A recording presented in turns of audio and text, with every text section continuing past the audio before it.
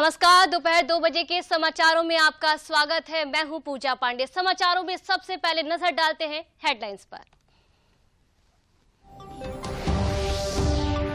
प्रधानमंत्री नरेंद्र मोदी ने आज दिल्ली के मेजर ध्यानचंद राष्ट्रीय स्टेडियम में पहले वीर बाल दिवस के अवसर पर आयोजित होने वाले ऐतिहासिक कार्यक्रम में लिया भाग। कहा, वीर बाल दिवस हमें बताता है कि शौर्य की पराकाष्ठा के समय मायने नहीं रखती है कम आयु। मुख्यमंत्री ने गुरु गोविंद सिंह के साहिबजादों के बलिदान को किया नमन। कहा, वीर बाल दिवस का ये अवसर परंपरा और पूर्वजों के प्रति कृतज्ञता ज्ञापित करने का भी मौका है। मुख्यमंत्री योगी आदित्यनाथ ने रविवार को लोक भवन पर डायनी फसाड लाइटिंग का किया लोकार्पण। का फसाड लाइटिंग की व्यवस्था भवनों का सौंदर्य बढ़ाती है। इससे आम जनमानस में शासन की सकारात्मकता छवि बनती है। और मौसम विभाग ने अगले 2 से 3 दिनों तक उत्तर भारत में शीतलहर की दी चेतावनी। पंजाब, हरियाणा, पश्चिम उत्तर प्रदेश में अगले 2 दिन घने कोहरे की जताई है आशंका। न्यूनतम तापमान 4 से 7 डिग्री सेल्सियस रहने की है संभावना। और अब खबरें विस्तार से। प्रधानमंत्री नरेंद्र मोदी ने आज दिल्ली के मेजर ध्यानचंद राष्ट्रीय स्टेडियम में वीर बाल दिवस के अवसर पर एक ऐतिहासिक कार्यक्रम में भाग लिया, जहां कार्यक्रम के दौरान प्रधानमंत्री लगभग 300 बाल कीर्तन मंडली द्वारा प्रस्तुत किए जाने वाले शब्द कीर्तन में भी शामिल हुए। इस महत्वपूर्ण अवसर पर प्रधानमंत्री ने लगभग 3000 बच्चों द्वारा मार्च पास्ट को हरी झंडी दिखाकर रवाना किया, जहां प्रधानमंत्री ने इस वर्ष 9 जनवरी को गुरु गोविंद सिंह के प्रकाश पर्व पर वीर बाल दिवस मनाने की घोषणा की थी। प्रधानमंत्री ने इस दौरान कहा था कि गुरु गोविंद के पुत्रों साहिबजादा बाबा जोरावर सिंह और बाबा फतेह सिंह के शहीदी दिवस को 26 दिसंबर को वीर बाल दिवस के रूप में मनाया जाएगा। इस अवसर पर प्रधानमंत्री ने कहा कि शहीदी सप्ताह और वीर बाल दिवस से अनंत प्रेरणाएं जुड़ी हैं। ये वीर बाल दिवस हमें याद दिलाएगा कि शौर्य की पराकाष्ठा के समय कम आयु मायने नहीं रखती। ये दिवस हमें याद दिलाएगा कि देश के स्वाभिमान के लिए सिख परंपरा का बलिदान क्या है। उन्होंने कहा कि ये दिवस बताएगा कि भारत और भारत की पहचान क्या है।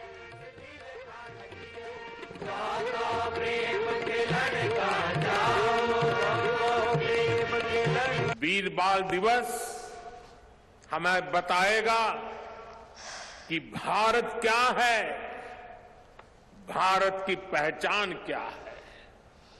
हर साल वीर बाल दिवस का ये पुण्य अवसर हमें अपने अतीत को पहचानने और आने वाले भविष्य का निर्माण करने की प्रेरणा देगा।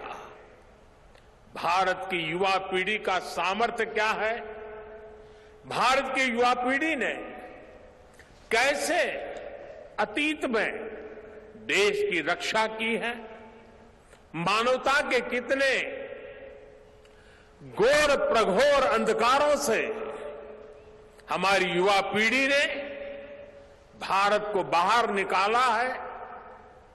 वीर बाल दिवस आने वाले दशकों और सदियों के लिए ये उद्घोष करेगा। तो वहीं केंद्रीय मंत्री हरदीप सिंह पुरी ने सिखों के 10वें गुरु गोविंद सिंह के साहिबजादों के शहीदी दिवस को वीर बाल दिवस के रूप में मनाने पर प्रधानमंत्री नरेंद्र मोदी की सराहना की और कहा कि प्रधानमंत्री का मैं आभार प्रकट करता हूं, जिन्होंने इस दिन को राष्ट्रीय दिवस घोषित कर साहिबजादों की महान शहादत को सच्ची श्रद्धांजलि दी है। वीर बाल दिवस के मौके पर छोटे साहिबजादों के शहादत के इतिहास को पूरी दुनिया तक पहुंचाकर एक नया इतिहास रचा जाएगा। वीर बाल दिवस के मौके पे मैं हरदीप सिंह पुरी श्री गुरु गोबिंद सिंह जी के छोटे साहिबजादियां ਨੂੰ प्रणाम करना हा, जिन्हों ने अपनी लसानी शहादत नाल अजी ही अदुੱਤੀ मिसाल कायम की थी, जिस दे अज तक दुनिया के इतिहास विच कोई दूजी उदाहरण नहीं मिलती। अज के दिन 1704 ईस्वी ਨੂੰ 7-8-9 ਸਾਲ ਦੇ ਛੋਟੇ ਸਾਹਿਬਜ਼ਾਦੇ ਬਾਬਾ ਜ਼ੋਰਾਵਰ ਸਿੰਘ ਅਤੇ ਬਾਬਾ ਫਤਿਹ ਸਿੰਘ ਜੀ ਨੇ ਜ਼ਾਲਮ ਮੁਗਲ ਨਵਾਬ ਵਜ਼ੀਰ ਖਾਨ ਦੇ ਜ਼ੁਲਮ ਦੇ ਵਿਰੋਧ ਕਰਦੇ ਹੋਏ ਸਿੱਖ ਪੰਥ ਦੀ ਬੁਲੰਦੀ ਅਤੇ ਸ਼ਾਨ ਲਾਏ ਆਪਣੇ ਆਪ ਨੂੰ ਜ਼ਿੰਦਾ ਨਿਹਾ ਵਿੱਚ चिन्हवा लिया पर सिक्की नहीं छोड़ी। तरन दी आजादी लाए अपने शहादत देके जालिम मुगल राज दियां जड़ा हिला देने वाले साहिबजादियां दी महान शहादत नो नमन करते हुए मानयोग प्रधानमंत्री श्री नरेंद्र मोदी जी ने 26 दिसंबर नो वीर बाल दिवस वजों घोषित किया है। माता गुजरी दी ਅਤੇ ਸਾਹਿਬਜ਼ਾਦਿਆਂ ਦੀ ਲਸਾਨੀ ਸ਼ਹਾਦਤ ਨੂੰ ਰਾਸ਼ਟਰ ਸਦਾ ਚੇਤੇ ਕਰਦਾ रहेगा। मुख्यमंत्री ने आज वीर बाल दिवस के अवसर पर गुरु गोविंद सिंह महाराज के साहिबजादों के बलिदान को नमन किया। राजधानी लखनऊ में मुख्यमंत्री आवास पर हुए आज वीर बाल दिवस के ऐतिहासिक मौके पर मुख्यमंत्री ने सिख धर्म गुरुओं को शॉल ओढ़ाकर सम्मानित किया। मुख्यमंत्री ने कहा कि साहिबजादों का पावन बलिदान युगों युगों तक राष्ट्र और धर्म की रक्षा के लिए हम सभी को प्रेरणा प्रदान करेगा। उन्होंने कहा कि हिंद और धर्म की रक्षा के लिए किए गए बलिदान को हम नमन करते हैं। वीर बाल दिवस का यह अवसर परंपरा और पूर्वजों के प्रति कृतज्ञता ज्ञापित करने का मौका है।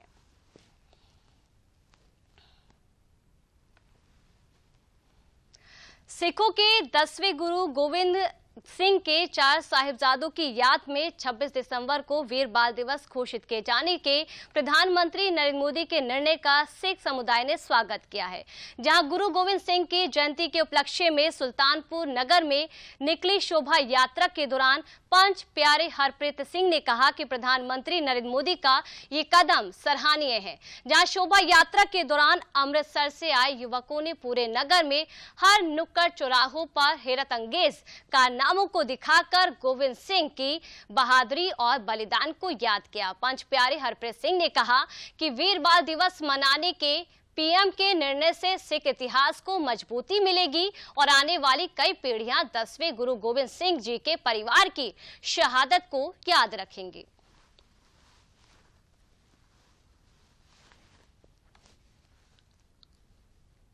गुरु गोविंद सिंह जी हमारे 10वें गुरु हैं। उनके चारों बेटों ने हमारे लिए अपनी शहादत दी और शहीद हुए और उन्हीं के प्रकाश पुरब की खुशी में आज ये नगर कीर्तन निकाला गया है। प्रधानमंत्री मोदी जी एवं योगी आदित्यनाथ जी का तहे दिल से धन्यवाद देता हूं कि उन्होंने 26 दिसंबर को वीर बाल दिवस मनाने का जो इन्होंने आदेश जारी किया है, ये हमारे सिख समाज के लिए, सिख धर्म के लिए एक बहुत बड़ा दिन है। 26 दिसंबर का हम इनके इस योगदान के लिए आभारी हैं। मुख्यमंत्री योगी आदित्यनाथ ने आजादी के अमृत महोत्सव की श्रृंखला में रविवार को लोक भवन पर डायनेमिक फसाड लाइटिंग का लोकार्पण किया। इस अवसर पर मुख्यमंत्री ने कहा कि 11 अगस्त साल 2022 को विधान भवन में फसाड लाइटिंग का कार्य पूरा हुआ था। तब से लखनऊ वासियों और लखनऊ आने वाले पर्यटकों और नागरिकों के लिए उत्तर प्रदेश का विधान भवन आकर्षण का केंद्र बना हुआ है। उत्तर प्रदेश विधान भवन के बाद लोक भवन प्रदेश की व्यवस्था के संचालन का केंद्र बिंदु है, जहां लोक भवन मुख्य रूप से मुख्यमंत्री कार्यालय और सचिवालय के रूप में कार्य करता है। लोक भवन में फसाड लाइटिंग राष्ट्रीय पर्वों पर भी की जा रही है। फसाड लाइटिंग की व्यवस्था न केवल इन भवनों के सौंदर्य को बढ़ाती है, बल्कि इससे आम जनमानस के मन में शासन की सकारात्मक छवि भी बनती है। लोगों के मन में सकारात्मक भाव जागृत होता है। जहां मुख्यमंत्री ने कहा कि भारतीय संस्कृति में प्रकाश को ज्ञान के प्रतीक के रूप में माना गया है।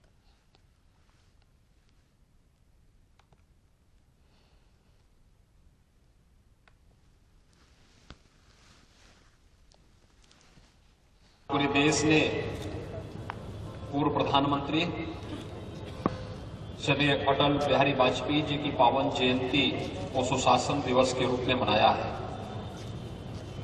महान शिक्षाविद, समाजसेवी पंडित मदन मोहन मालवीय जी की पावन जयंती भी आज के दिन पर है। इस अवसर पर एक बार फिर से हम लोग लोक भवन को फसाड लाइटिंग के साथ जोड़ने के इस कार्यक्रम के साथ यहां पर उपस्थित हुए हैं। जैसा कि हम सब जानते हैं कि 11 अगस्त 2022 को विधान भवन में ये फसाड लाइटिंग की कार्य पूरा हुआ था और तब से न केवल लखनऊ वासियों के बल्कि लखनऊ आने वाले उन सभी पर्यटकों नागरिकों के लिए उत्तर प्रदेश का ये विधान भवन एक आकर्षण का केंद्र बना हुआ है। उत्तर प्रदेश विधान भवन के बाद लोक भवन प्रदेश की व्यवस्था के संचालन का एक केंद्र बिंदु है और लोक भवन में फसाड लाइटिंग की कार्रवाई हो। यद्यपि प्रमुख राष्ट्रीय पर्वों पर हम उन्हें लाइटिंग की सुविधा के साथ जोड़ते थे। चीन, जापान समेत दुनिया भर में कोरोना के बढ़ते मामलों को लेकर भारत सरकार पूरी तरह से सतर्क है। केंद्र सरकार रोजाना कोरोना से बचाव के लिए जरूरी दिशा निर्देश जारी कर रही है। इसी कड़ी में केंद्रीय स्वास्थ्य मंत्री डॉक्टर मनसुख मांडविया ने वीडियो कॉन्फ्रेंसिंग के माध्यम से इंडियन मेडिकल एसोसिएशन के साथ बैठक करेंगे। बैठक में देश में कोविड-19 की स्थिति और तैयारियों पर चर्चा होने की संभावना है। देश भर के अस्पतालों में कोविड-19 मामलों से निपटने के लिए और आपातकालीन प्रतिक्रिया परखने के मकसद से मंगलवार को एक मॉक ड्रिल आयोजित की जाएगी, जिसमें केंद्रीय स्वास्थ्य मंत्री डॉक्टर मनसुख मांडविया भी मॉक ड्रिल में भाग लेंगे।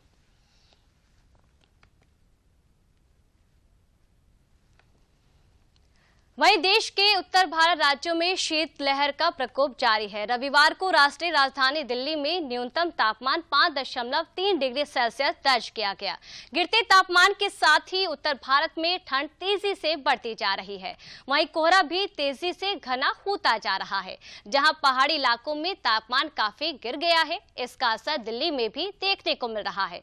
मौसम विभाग ने बढ़ते ठंड के प्रकोप को देखते हुए कई राज्यों में ऑरेंज अलर्ट जारी किया है। मौसम विभाग के अनुसार पिछले 24 घंटों के दौरान पंजाब, हरियाणा, चंडीगढ़, उत्तर पश्चिम राजस्थान, उत्तराखंड, पूर्वी पश्चिमी उत्तर प्रदेश और उड़ीसा में गंभीर शीतलहर की संभावना है।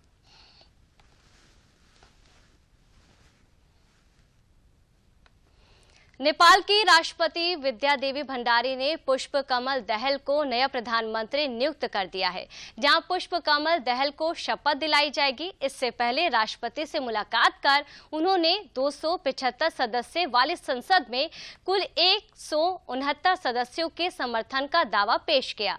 पुष्प कमल दहल को केपी ओली के नेतृत्व वाले विपक्षी गठबंधन CPN-UML ने समर्थन जताया था। इसके साथ नेपाली कांग्रेस नेता शेर बहादुर देउबा की सरकार गठन को लेकर लगाए जा रहे प्रयासों पर विराम लग गया है। नेपाली कांग्रेस को चुनाव में सबसे ज्यादा सीटें हासिल हुई थी, उसे कुल 89 सीट मिली थी, जबकि CPN-UML 78, CMMC को 32 सीट पर जीत हासिल हुई थी।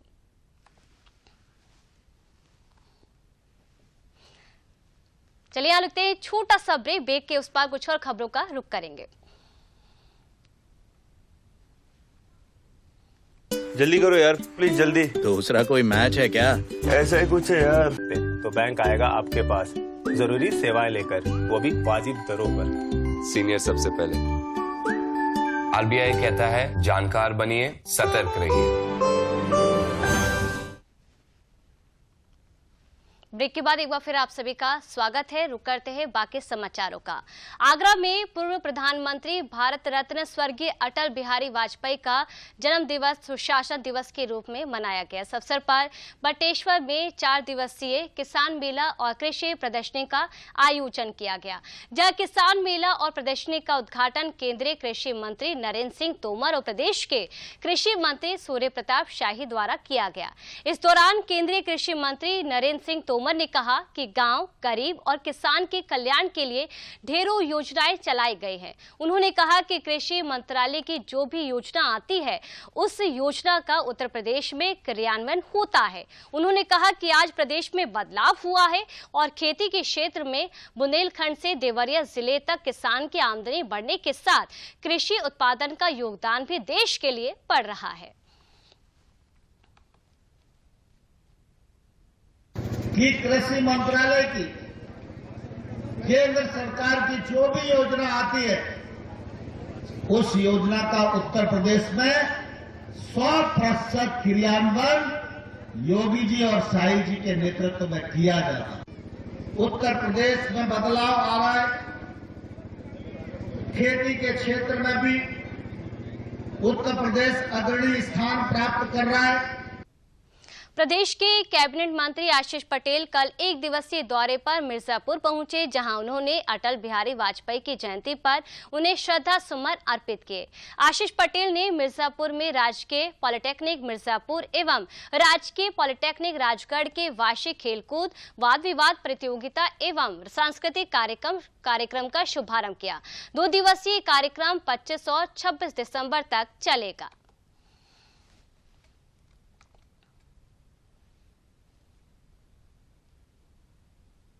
भारत के प्रधानमंत्री स्वर्गीय श्री अटल बिहारी वाजपेयी जी को उनके जन्म जयंती के अवसर पर ढेर सारी श्रद्धांजलि अर्पित करता हूं और राष्ट्र के योगदान, राष्ट्र के लिए उनका जो योगदान रहा है वो अविस्मरणीय है। मैं इस अवसर पर उनको अपनी ओर से, अपने कार्यकर्ताओं की ओर से ढेर सारा श्रद्धा सुमन अर्पित करता हूं। बाराबंकी जिले में भी भाजपा कार्यालय पर पूर्व प्रधानमंत्री स्वर्गीय अटल बिहारी वाजपेयी की जयंती सुशासन दिवस के रूप में मनाई गई। इस मौके पर आयोजित संगोष्ठी में बतौर मुख्य अतिथि जल शक्ति मंत्री स्वतंत्र देव सिंह पहुंचे। उन्होंने पूर्व प्रधानमंत्री अटल बिहारी वाजपेयी को पुष्पांजलि अर्पित कर श्रद्धांजलि दी। उन्होंने कहा कि भाजपा बूथ स्तर पर 6 प्रमुख कार्यक्रम मनाती है, उनमें से एक अटल जी की जयंती पर मनाया जाने वाला सुशासन दिवस भी शामिल है। इस दौरान उन्होंने कहा कि अटल जी का राष्ट्र के लिए योगदान हमारे लिए प्रेरणा का स्रोत है।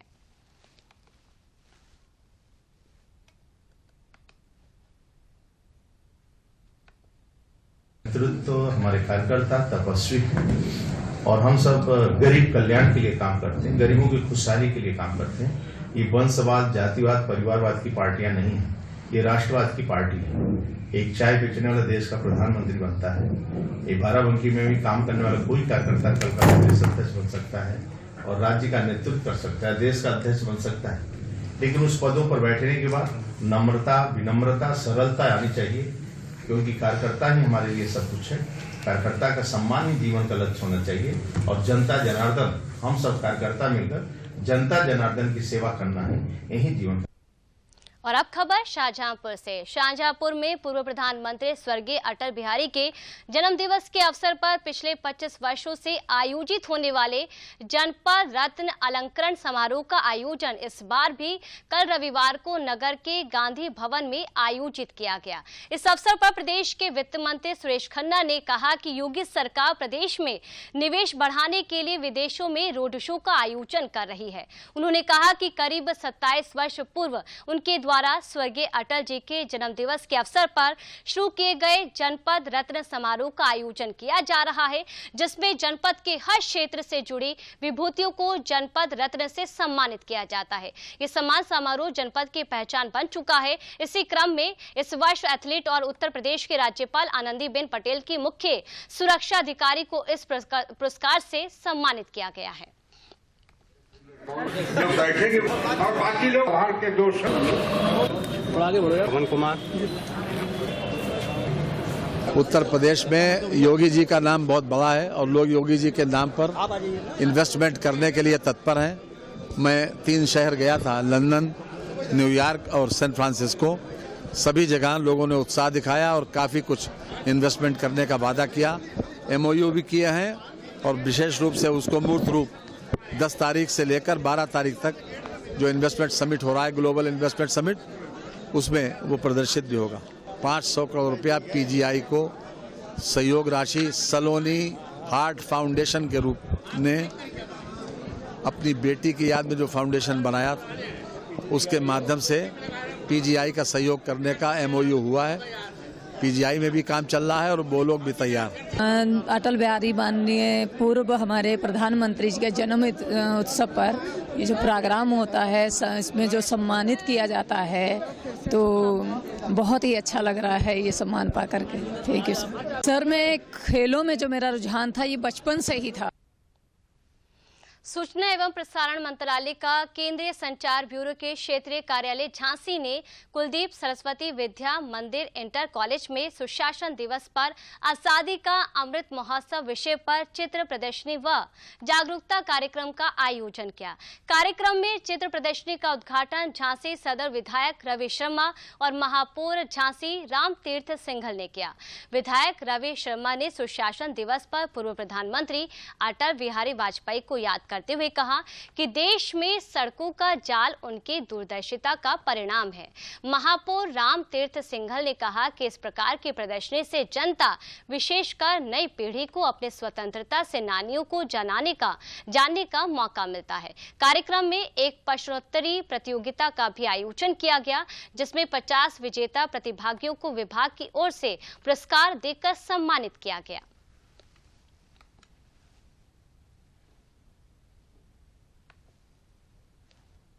आज़ादी के अमृत महोत्सव पर वो अमर सेनानी जिनके कारण से हम लोग आज़ाद हुए हैं उसको लेकर के एक चित्र प्रदर्शनी लगा करके हम आने वाली पीढ़ी को ये जानकारी करवा पाए कि वो कौन से श्रेष्ठ लोग थे जिनके कारण से ये देश आज़ाद हुआ। उसको लेकर के एक बड़ी प्रदर्शनी और एक उत्सव के माध्यम से सूचना प्रसारण मंत्रालय ने कार्यक्रम आयोजित किया। निश्चित रूप से इस कार्यक्रम से लोग लाभान्वित होंगे। आने वाली पीढ़ी को बहुत सारी जानकारी और बहुत सारी ऐसी बातें जो लोग विस्मृत कर गए थे उनके ध्यान। तो वहीं प्रदेश के उप मुख्यमंत्री ब्रजेश पाठक देवरिया के महर्षि देवराहा बाबा मेडिकल कॉलेज में रविवार को समीक्षा बैठक की।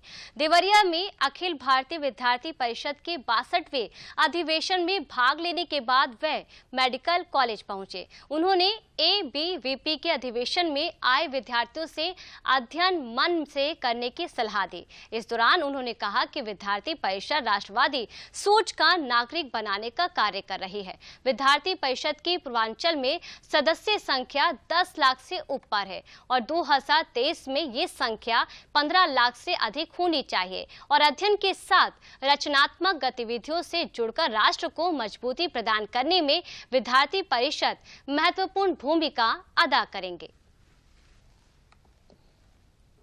देवरिया मेडिकल कॉलेज के प्रिंसिपल, जनप्रतिनिधि और मुख्य चिकित्सा अधिकारी, DM साहब, SP साहब बैठ करके कोविड के लिए जो दिशा निर्देश उत्तर प्रदेश सरकार ने दिए हैं उसको अच्छा पालन करने के लिए मंगलवार को मॉक ड्रिल है उसके बारे में और अन्य संसाधन को जुटाने के बारे में कहा है। जो भी ऑक्सीजन प्लांट्स हैं, हमारे वेंटिलेटर्स हैं, वो दुरुस्त रहें और कोविड की दवाइयां रहें और बेड हमें रिजर्व करके रखना है। हमें तैयारी पूरी रखनी है। समाज की सभी समस्याओं को लेकर के भारत माता को, राष्ट्र को किस ढंग से मजबूत किया जा सकता है, यदि किसी से सीखना है तो हमें ABVP से सीखना होगा। मैं ABVP के सभी साथियों को, मित्रों को इतने बड़े अधिवेशन में मुझे आमंत्रित करने के लिए आभार प्रकट करता हूं और अखिल भारतीय विद्यार्थी परिषद के अपने मित्रों को इस बात का भरोसा दिलाता हूं हमारी सरकार पूरे तन मन से उनके साथ खड़ी है और मैं व्यक्तिगत रूप से, चूंकि मैं स्टूडेंट लीडर हूं, समस्याएं अच्छी तरह जानता हूं, हर स्थिति में नौजवानों की समस्याओं को हल करना हम सबकी प्राथमिक जिम्मेदारी है। प्रदेश के कारागार मंत्री धर्मवीर प्रजापति रविवार को बरेली पहुंचे। इस दौरान उन्होंने कहा कि जेलों में बंद महिला बंदियों के बच्चों के लिए चिल्ड्रन पार्क बनाए जाएंगे और साथ ही उत्तर प्रदेश के 10 जिलों में जहां कारागार नहीं है वहां जेलों के लिए जमीनों को खरीद लिया गया है, जिस पर जल्दी से काम शुरू किया जाएगा। कारागार मंत्री धर्मवीर प्रजापति ने इस दौरान कहा कि जेल में कैदियों का आना और उनके लिए बैरक बनाना समाधान नहीं है और हमें चिंतन करना चाहिए कि कैदियों की संख्या क्यों बढ़ रही है। धर्मवीर प्रजापति ने इस दौरान कहा कि जेल में बंद जो महिलाएं बंदी हैं उनके बच्चों की पढ़ाई लिखाई पर विशेष ध्यान दिया जा रहा है। प्रदेश के 42 जिलों में बच्चों को पढ़ाने के लिए अध्यापक नियुक्त किए गए हैं और जहां अध्यापक नहीं हैं वहां पर बंदी रक्षक महिला बंदियों के बच्चों को पढ़ाती हैं।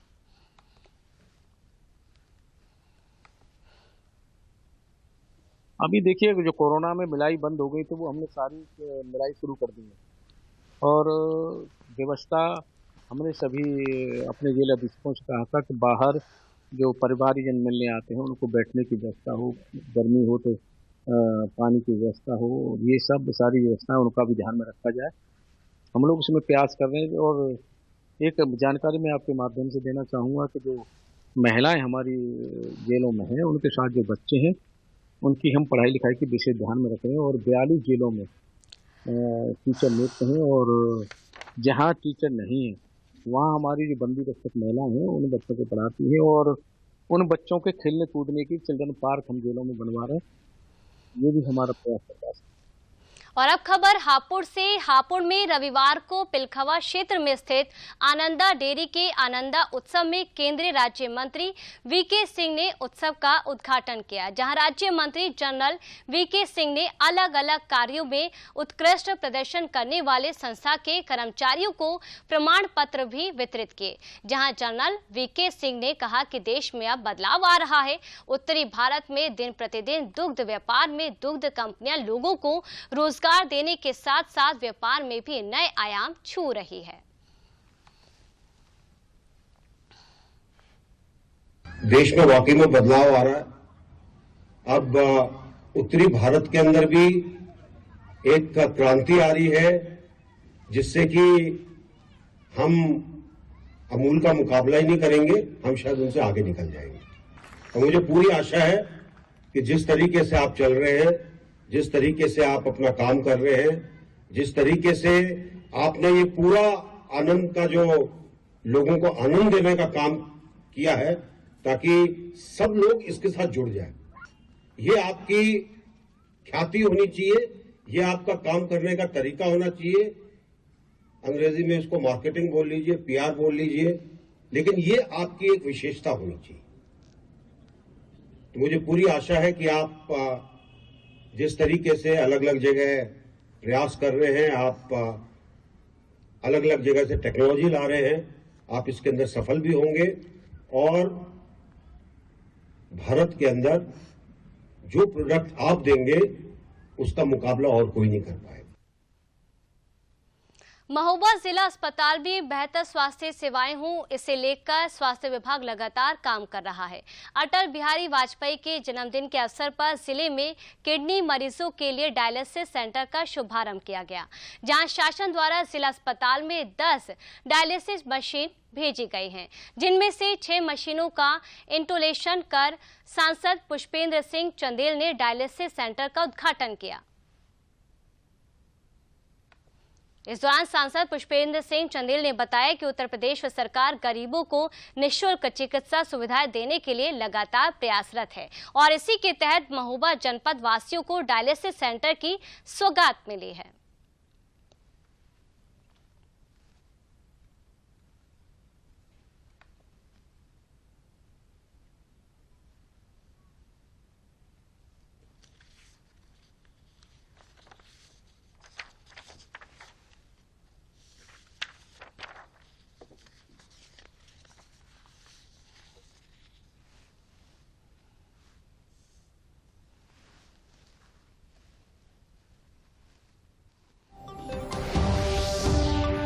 प्रधानमंत्री नरेंद्र मोदी ने आज दिल्ली के मेजर ध्यानचंद राष्ट्रीय स्टेडियम में पहले वीर बाल दिवस के अवसर पर आयोजित होने वाले ऐतिहासिक कार्यक्रम में लिया भाग। कहा, वीर बाल दिवस हमें बताता है कि शौर्य की पराकाष्ठा के समय मायने नहीं रखती है कम आयु। मुख्यमंत्री ने गुरु गोविंद सिंह के साहिबजादों के बलिदान को किया नमन। कहा, वीर बाल दिवस का ये अवसर परंपरा और पूर्वजों के प्रति कृतज्ञता ज्ञापित करने का भी मौका है। मुख्यमंत्री योगी आदित्यनाथ ने रविवार को लोक भवन पर डायनी फसाड लाइटिंग का किया लोकार्पण। का फसाड लाइटिंग की व्यवस्था भवनों का सौंदर्य बढ़ाती है, इससे आम जनमानस में शासन की सकारात्मकता छवि बनती है। और मौसम विभाग ने अगले 2 से 3 दिनों तक उत्तर भारत में शीतलहर की दी चेतावनी। पंजाब, हरियाणा, पश्चिम उत्तर प्रदेश में अगले 2 दिन घने कोहरे की जताई है आशंका। न्यूनतम तापमान 4 से 7 डिग्री सेल्सियस रहने की है संभावना। समाचारों में फिलहाल के लिए मेरे साथ इतना ही। नमस्कार।